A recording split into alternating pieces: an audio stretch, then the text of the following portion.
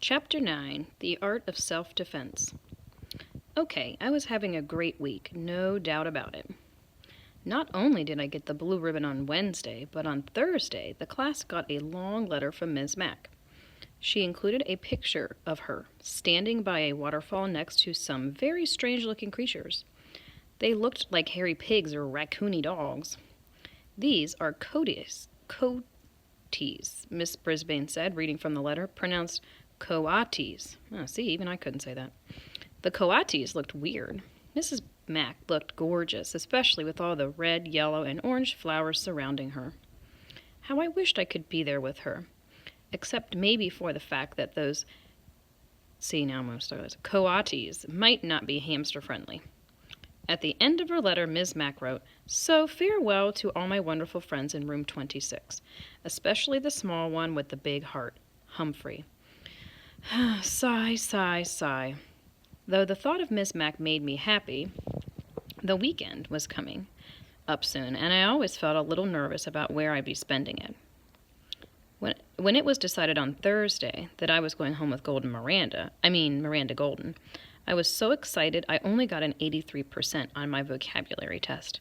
Saya got 100. I know, because this time when Mrs. Brisbane asked who got 100%, she raised her hand. I always figured that Miranda lived in a castle because she reminded me of a fairy tale princess in disguise. Wherever it was, it had to be wonderful if Miranda lived there. Well, Miranda's home wasn't exactly a castle, but it was very tall. Miranda lived in a fourth-floor apartment with her mom and her big dog Clem. We had to take an elevator to get there. The apartment was nice. The mom was nice. Clem was not nice. Let me explain. Miranda has a small bedroom, and her mom let me stay there, right on the desk. To welcome me, the two of them did a complete clean-out of my cage. "I'll bet nobody's done this for a while," said Miranda's mom, and she was right. Pretty soon I felt like a brand-new hamster. Suddenly, Clem bounded into the room, a big mass of yellow fur poking his huge nose right up against my cage. His wet nostrils were like two eyes staring in at me, and he stuck out a giant tongue that came at me like a tidal wave. Luckily, the cage protected me.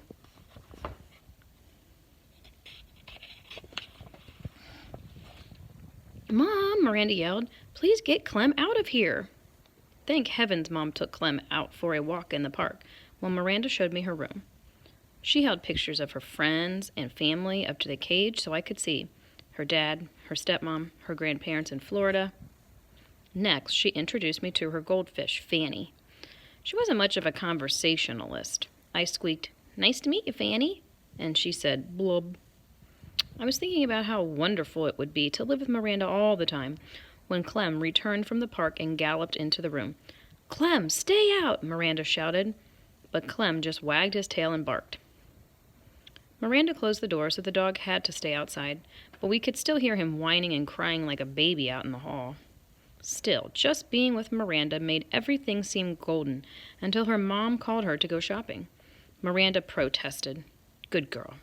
But Mom didn't want her to stay inside on such a nice day. She had no choice unless she was rude to her mom, which Miranda never would be. "I won't be gone long," Miranda told me, "and I'll make sure the door is shut tightly so Clem can't get in." Everything would be all right, I assured myself. After all, Miranda had said so. I was all set to get in a good daytime snooze. But as soon as the door to the apartment closed, Clem started whining outside the room. I could hear his big paws up on the door trying to push it open. I was a little nervous, but Miranda had assured me I'd be all right. After all, she wouldn't be gone long. Then I heard it, the slight turning of the doorknob as Clem flung himself at the door repeatedly. What a barbarian he was. Suddenly, the door swung open and Clem burst in and ran straight to my cage. I tried to distract him by spinning on my wheel. I can do that for hours if necessary. I thought the spinning wheel might even hypnotize him, like an old movie I'd seen with Ms. Mack. Ms. Mack, where was she when I needed her? But apparently all that spinning just excited Clem more. He started barking at me, but I couldn't understand a word he said. "Now cut that out," I squeaked at him. That just seemed to make him more hot and bothered. He plopped his front paws up on the desk and stuck his nose against the cage door near the lock. The lock that doesn't lock. "Easy now, calm down," I squeaked soothingly at the beast. but he kept poking his nose at the cage, showing me his huge tongue and the huge teeth around it. Let me just say that Clem could stand some breath mints. He poked the door again and again. I knew if he jiggled it enough, the door would swing open and I'd be history. Poor Miranda would never know what had happened to me. She might even cry. I couldn't stand the thought of Miranda crying. I hopped back on my wheel and started spinning with all my might, hoping to buy some time. Clem pulled back for a moment, and stared at the wheel going round and round. Let me just say I'm glad that Clem is about 2 quarts low in the brain department. Whew, I'm a good spinner, but I was getting worried about how long I could keep it up when Golden Miranda rushed in. She never looked more beautiful to me than at that moment. "Clem, stop it!" she shouted in a very firm voice. "Bad boy!"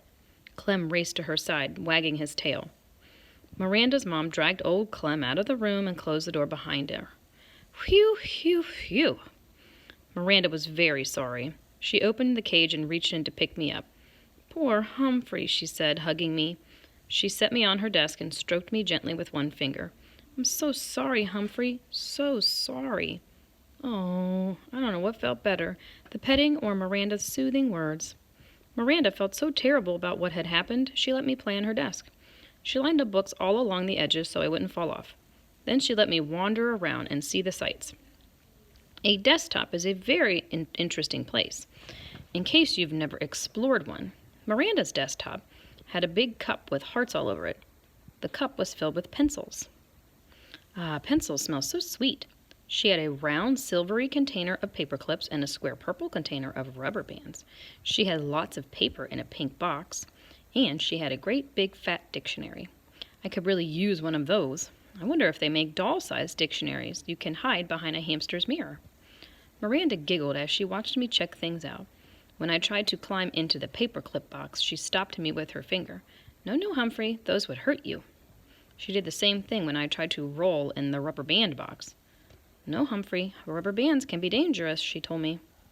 Well, I guess I knew that. Hadn't Garth shot a rubber band at AJ last week and almost got sent to Principal Morales' office? Hadn't AJ held his arm and said, "Ow," when the rubber band hit him? Anyway, I really enjoyed my time on the desk, until I heard Clem barking. Then I made a beeline for home. "Oh, Humphrey, I won't let Clem hurt you, honest," Miranda assured me as she gently helped me back in my cage. I believed her. I really did. But when it was bedtime and Miranda's mom came into the room to say goodnight, she said some words that sent a chill up my spine.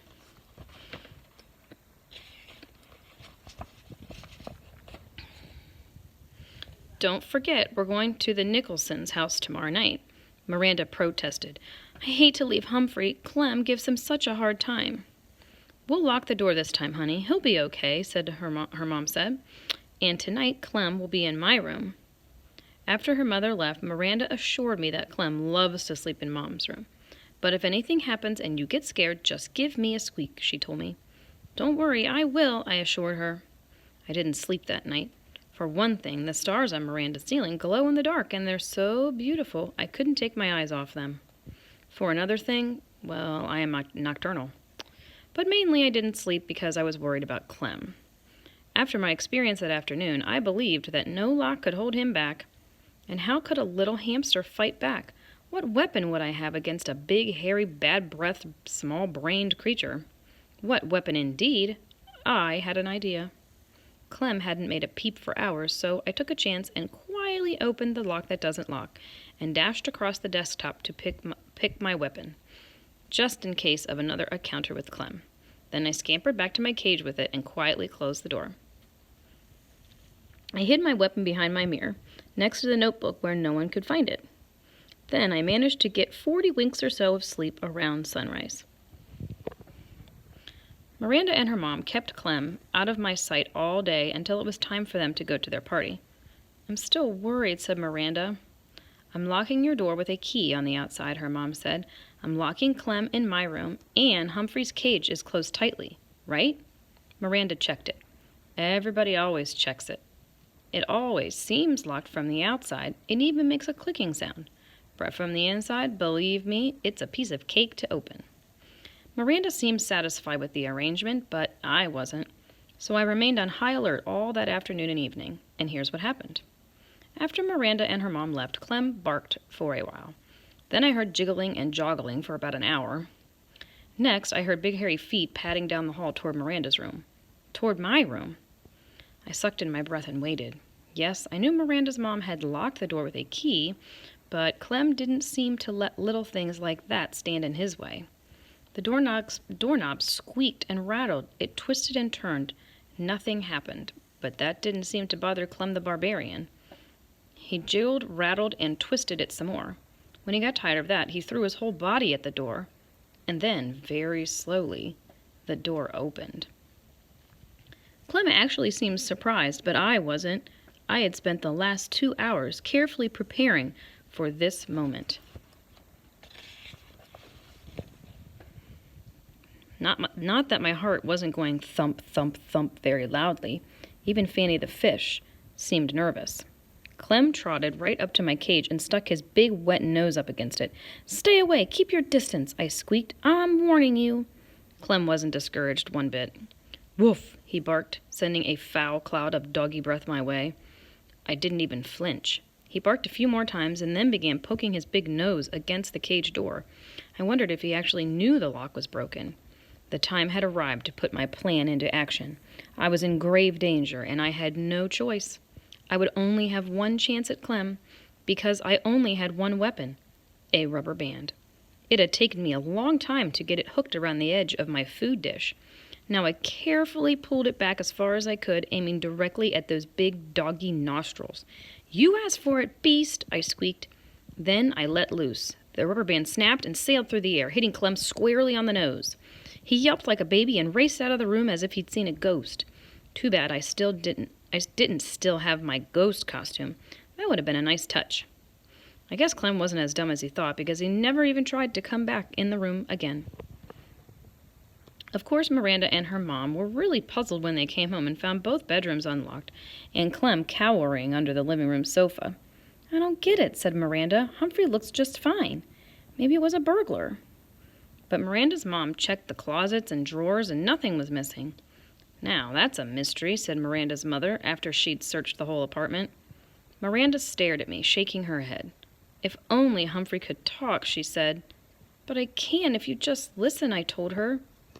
"I bet you'd have a lot to tell us," Miranda continued, not understanding my squeaks. Yes, I do, I thought. Enough to fill a book. Tip 9. Hamsters do not enjoy contact with other animals. A cat or dog may eat a hamster or at least do it bodily harm.